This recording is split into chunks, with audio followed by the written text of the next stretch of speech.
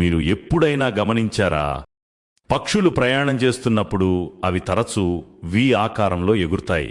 మొదట చూసేటప్పుడు ఇది ఏదో సోషల్ ఆర్డర్ లాగా కనిపిస్తుంది, కానీ వాస్తవానికి ఇది ఒక అద్భుతమైన స్ట్రాటజీ.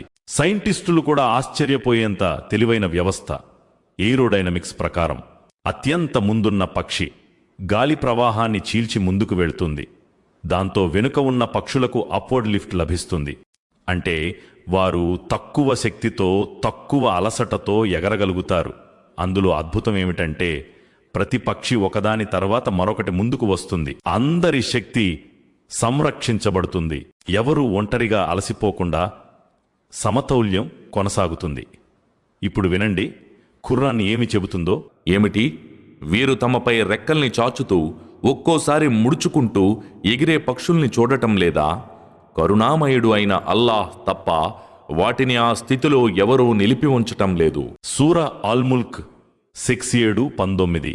అంటే ఈ ఫార్మేషన్, ఈ రొటేషన్, ఈ క్రమశిక్షణ అన్ని యాదృచ్ఛికం కాదు. ఇది అల్లాహ్ ఏర్పాటు చేసిన పరిపూర్ణ సిస్టమ్. ఊహించండి, పక్షులు మాటలతో కాకుండా, టెక్నాలజీ లేకుండా, ట్రైనింగ్ లేకుండానే ఎలా ఒక అద్భుతమైన క్రమంలో బంధించబడ్డాయో. ఇది ఎవరి శక్తి, ఎవరి హిక్మత్? అల్లాహ్దే.